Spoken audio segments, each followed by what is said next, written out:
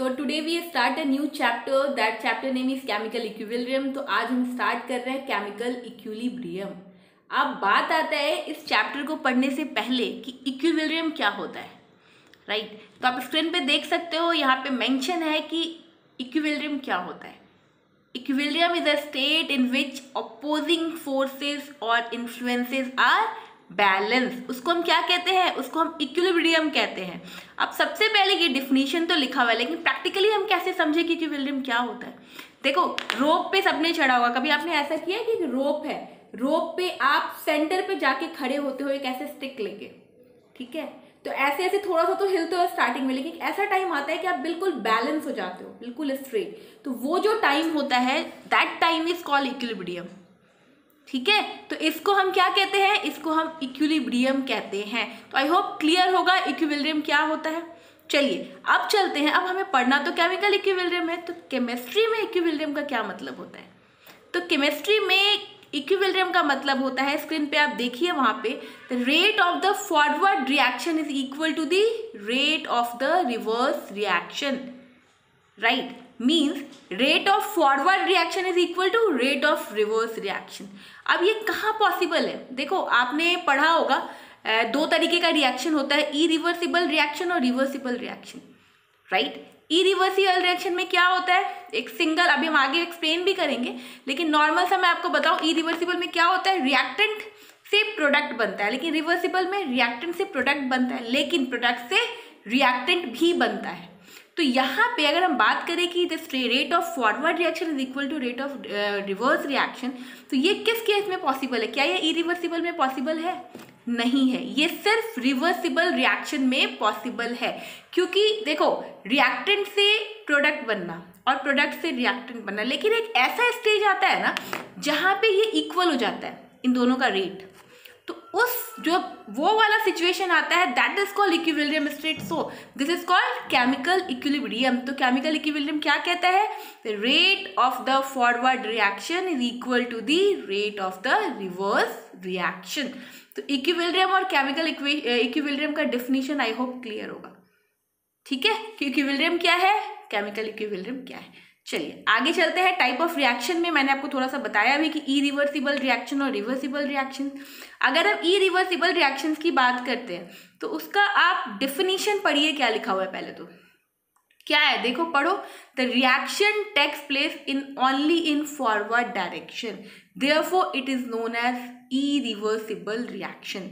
Forward direction का मतलब आपने देखा होगा कि अगर ये हमारा क्या है, रिएक्टेंट है, और एक ऐसे सिंगल एरो देखते हो और ये प्रोडक्ट बना देता है, तो इसको हम क्या कहते हैं? इसको हम इरिवर्सिबल रिएक्शंस कहते हैं, राइट? तो वही लिख रहा है यहाँ पे कि ओनली इन फॉरवर्ड डायरेक्शन, आगे की तरफ बैकवर्ड नहीं आता वो. ठीक है, इसको डिनोटेड करते हैं एक सिंगल एरो से बिटवीन रिएक्टेंट्स एंड प्रोडक्ट्स के बीच में, उसको हम इरिवर्सिबल रिएक्शंस कहते हैं. अब इरिवर्सिबल रिएक्शंस में जो रिएक्टेंट है वो can be converted to product, but product can not be converted back to reactant. मतलब रिएक्टेंट प्रोडक्ट में कन्वर्ट कर रहा है, लेकिन प्रोडक्ट हमारा क्या कर रहा है? रिएक्टेंट को कन्वर्ट नहीं कर रहा है. That is called irreversible reaction. आपको कहीं भी इस तरीके का रिएक्शन दिखता है, that is irreversible reactions, right? आगे चलते हैं. अब इसके एग्जाम्पल देखते हैं कि भाई इसके एग्जाम्पल्स कौन कौन से हैं. तो एग्जाम्पल बच्चों आपको मैं बता दूं. अब देखो, पहला एग्जाम्पल है न्यूट्रलाइजेशन रिएक्शन. ठीक है, अब ये क्या होता है न्यूट्रलाइजेशन रिएक्शन? आप लोग जानते होंगे, आपने 10th में पढ़ा भी है कि क्या करता है, एसिड को हमने बेस के साथ रिएक्ट करवा दिया तो वो हमें क्या देता है? सॉल्ट और वाटर देता है. That is called neutralisation reaction. तो एक चीज़ बताइए, अगर हम एसिड को बेस के साथ रिएक्ट करें और हमें सॉल्ट और वाटर मिले, लेकिन क्या हम दोबारा सॉल्ट और वाटर जो हमें प्रोडक्ट मिला है, क्या हम एसिड और बेस बना सकते हैं? उससे नहीं बना सकते हैं. तो इसीलिए ये इरिवर्सिबल रिएक्शंस होता है, राइट? दूसरा है प्रेसिपिटेशन रिएक्शन. अब ये प्रेसिपिटेशन रिएक्शंस क्या है? प्रेसिपिटेशन का मतलब कोई ऐसा रिएक्शन जहाँ पे जाके प्रेसिपिटेट एक फॉर्म कर देता है. जैसे एग्जांपल आपने देखा NaCl प्लस AgNO3, ये बनाता है AgCl प्लस NaNO3. ठीक है, ये बन गया, लेकिन दोबारा ये रिवर्स नहीं हो सकता है बैकवर्ड में, राइट? कंबशन रिएक्शन, ये सारे 10th के एग्जाम्पल्स हैं आपके जो आपने पढ़ा है, राइट? क्योंकि केमिकल इक्विलिब्रियम बेसिकली हमें 11th में पढ़ना है. ठीक है, कंबशन रिएक्शन की बात करें तो 2Mg प्लस O2 क्या बनाता है? 2MgO, राइट ये क्या हो गया, बर्न हो गया। क्या MgO से बना लोगे MgO2? नहीं बना सकते हो। That is called irreversible reaction. Redox reaction की बात करें, सेम चीज, जिंक प्लस CuSO4 क्या बनाता है, ZnSO4 प्लस कॉपर। तो क्या हम दोबारा जा सकते हैं बैकवर्ड? नहीं जा सकते। तो ऐसे एग्जाम्पल्स इरिवर्सिबल रिएक्शंस के अंदर आते हैं। Right, I hope irreversible clear है। राइट, चलते हैं आगे। अब बात करते हैं रिवर्सिबल रिएक्शंस की। ये क्या होता है, तो सबसे पहले तो डिफिनीशन पढ़ो, क्या लिखा हुआ है, the reaction takes place in both the direction, means forward and backward, therefore it is known as reversible reaction. It is denoted with the help of, देखिए कुछ इस तरीके से, this is your reactant, right. अगर इस तरीके का आपको दिखता है, मतलब ये फॉरवर्ड भी जा रहा है और बैकवर्ड भी जा रहा है, that is called what, that is called reversible reaction. तो इसको हम क्या कहते हैं, रिवर्सिबल रिएक्शन। को कैसे डिनोट करते हैं, इस तरीके के एरोस, राइट। तो यही यहाँ पे with the help of arrow का साइन बनाइए between reactants and products. Clear. अब कहता है कि in reversible reactions reactant can be converted to products. जो हमारा रिएक्टेंट है, मीन्स ए है, वो तो प्रोडक्ट बना के हमें बी दे दिया, लेकिन हम बी से यहाँ पे ये भी पॉसिबिलिटी है कि हम बी को कन्वर्ट करके फिर से ए बना सकते हैं, राइट। तो है ना, अच्छा, ये चाहो तो वो भी बना सकते हो। तो यही होता है रिवर्सिबल रिएक्शन। और देखो इक्विलिब्रियम का बेसिकली पर्पस मैं बताऊं, इक्विलिब्रियम में क्या हो रहा है, अब देखो एक अभी ये बनाने का प्रोसेस चल रहा है इनका, लेकिन एक ऐसा स्टेज आएगा ना कि ये रुक जाता है, ये इक्वल हो जाता है दोनों, बैकवर्ड फॉरवर्ड दोनों। वही जो इक्वल कंडीशन जहाँ पे वो स्टेट आती है, that is equilibrium state, right. तो ये आई होप समझ रहे हो कि इक्विलिब्रियम क्या होता है, ठीक है। इसमें से जेई में एक क्वेश्चन आता है केमिकल इक्विलिब्रियम से, तो आपको मैं बताती हूँ कैसे क्वेश्चंस पूछे जाते हैं उसमें, राइट। चलिए आगे चलते हैं। अब एग्जांपल्स है, N2 + O2 is equal to क्या बनता है, 2NO। हैबर प्रोसेस याद है, अमोनिया बनाने का प्रोसेस। अब देखो यहाँ पे ये N2 + O2 2NO बना दिया, लेकिन यहाँ पे ये पॉसिबिलिटी है कि NO से हम फिर N2O2 ले सकते हैं, दैट इज फॉरवर्ड, मतलब यहाँ फॉरवर्ड गया, फिर बैकवर्ड से फॉरवर्ड की तरफ हम ला सकते हैं। N2 + 3H2O याद है, हैबर प्रोसेस सबने पढ़ा है अमोनिया का। यहाँ पे N2 + 3H2 से हमें 2NH3 मिल रहा है। अब हम 2NH3 को वापस फिर से N2 और H2 बना सकते हैं। तो that is the example of reversible reactions. तो आई होप यहाँ तक क्लियर होगा। चलिए आगे चलते हैं। तुम लोगों ने समझ लिया होगा कि रिवर्सिबल इरिवर्सिबल क्या है और ये इक्विलिब्रियम का मतलब क्या है, ये केमिकल इक्विलिब्रियम है क्या आखिर, ठीक है। चलिए आगे देखें। आगे है, अब टॉपिक है हमारा reason for attainment of equilibrium, ठीक है। अब बताओ मुझे कि भैया क्यों ये रीजन क्या है इक्विलिब्रियम का अटेनमेंट का। तो मैं बता दूं अटेनमेंट, अब यहाँ पे एक दिख रहा है आपको, फिगर दिख रहा होगा स्क्रीन पे। अब यहाँ देखो जी सिस्टम है, एक रिएक्टेंट और प्रोडक्ट है और प्रोग्रेस ऑफ रिएक्शन दिख रहा है। एक ऐसा टाइम, बीच का लाइन देखिए ध्यान से, एक ऐसा लाइन, इसको ध्यान से समझो इस फिगर को, वहां पे जो सिस्टम है मीन्स गिव्स फ्री एनर्जी है वो 0 हो जाता है। तो वो जो कंडीशन है that is called equilibrium conditions.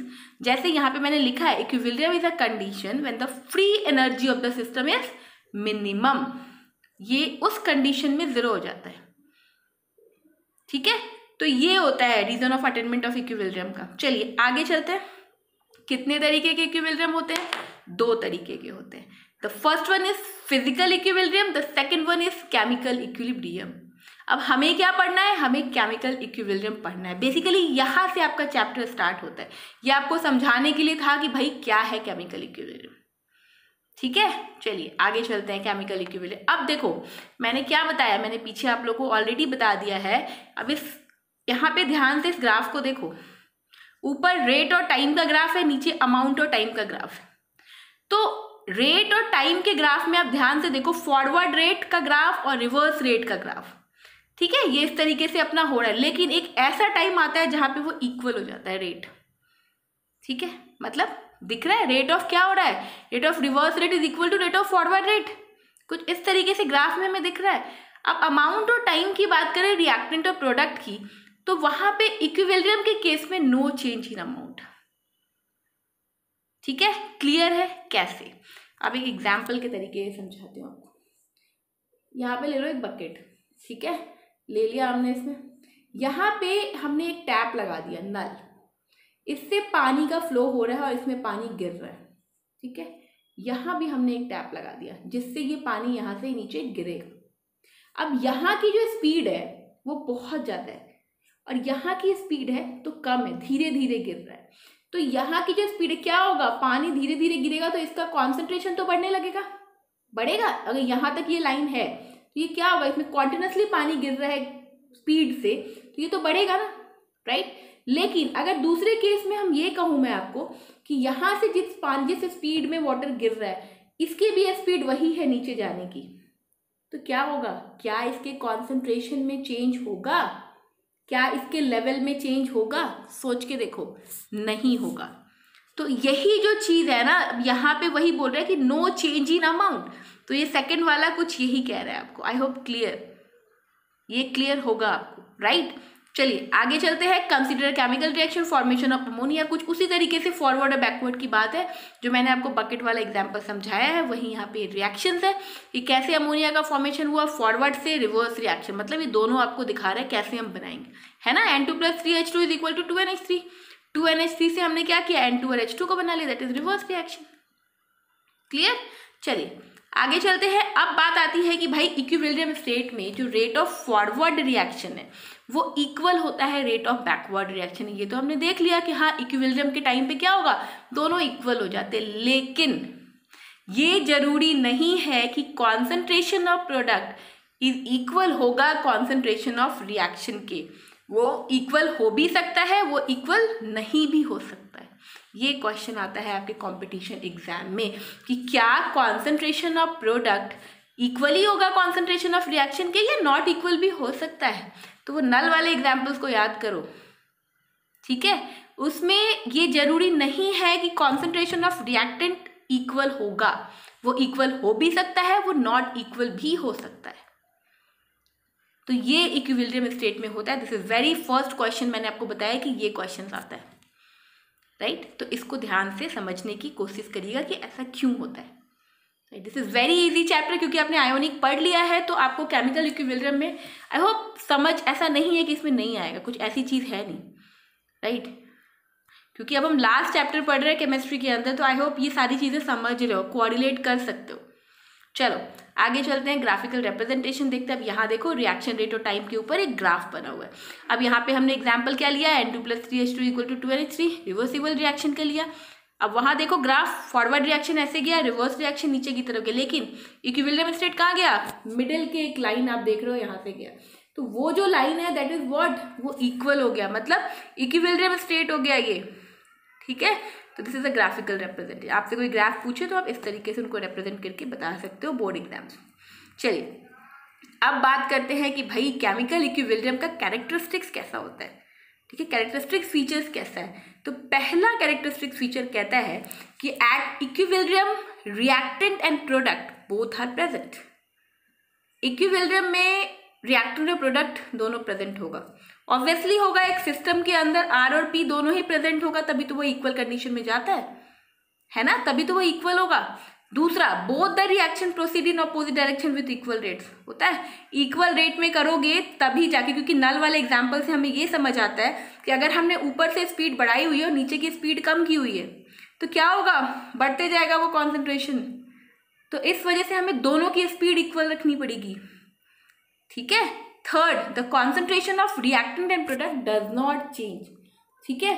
जो कॉन्सेंट्रेशन होगा रिएक्टेंट का और प्रोडक्ट का वो चेंज नहीं होगा, ठीक है, ये भी इसका कैरेक्टरिस्टिक्स है। Fourth, a catalyst doesn't affect the position of equilibrium, क्योंकि इसीलिए इसको डायनेमिक नेचर कहते हैं, डायनेमिक इक्विलिब्रियम कहते हैं कॉन्सेंट्रेशन की वजह से।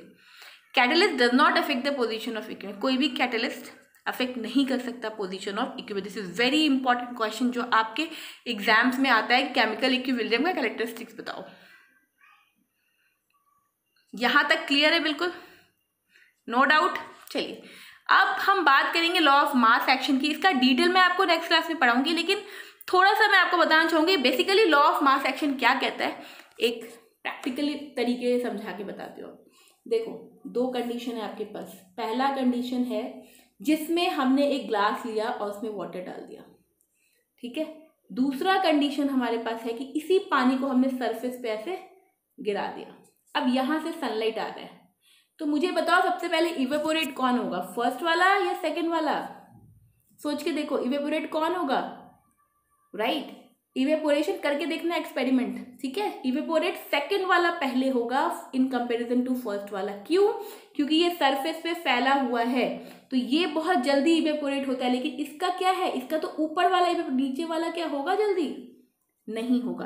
तो लॉ ऑफ मास एक्शन हमारा यही कहता है, जिसको हम डिटेल में पढ़ने वाले हैं नेक्स्ट क्लास में। आई होप यहाँ तक क्लियर होगा। हमने सीखा आज के क्लास में इक्विलिब्रियम क्या होता है, ठीक है, केमिकल इक्विलिब्रियम क्या होता है, राइट। उसके बाद रिवर्सिबल और इरिवर्सिबल रिएक्शंस के बारे में हमने पढ़ा कि रिवर्सिबल और इरिवर्सिबल रिएक्शंस क्या होता है। फिर हमने देखा कि भाई टाइप्स ऑफ क्या होता है इक्विलिब्रियम में, फिजिकल और केमिकल होता है। हमने केमिकल के बारे में पढ़ा कि केमिकल इक्विलिब्रियम क्या होता है, डिफरेंट डिफरेंट ग्राफ्स देखे हमने। फिर हमने लॉ ऑफ मास एक्शन को देखा, राइट। तो यहाँ तक आई होप क्लियर होगा। नेक्स्ट क्लास का वेट कीजिए, लेक्चर 2, तो हम उस पर बात करने वाले हैं लॉ ऑफ मास एक्शन को डिटेल में। तब तक आज के लिए था इतना ही, मिलते हैं नेक्स्ट क्लास में, तब तक के लिए बाय बाय।